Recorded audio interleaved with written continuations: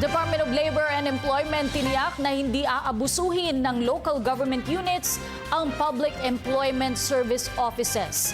Ito ay dahil sa bagong batas na nilagdaan ni Pangulo Aquino na RA 10691 o ang Amended Peso Act of 1999. Si George Bandola sa detalye.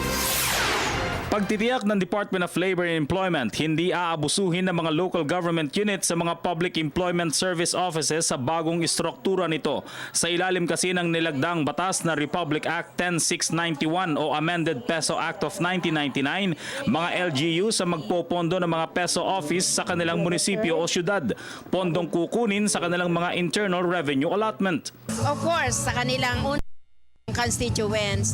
So ang kaibahan lang, hindi na subject to political changes of the administration yung ating mga peso manager. Kung saan magiging professional sila sa pag-handle ng employment services. Ang hamon ng ASEAN integration will tell us that we need to be ready for the global market.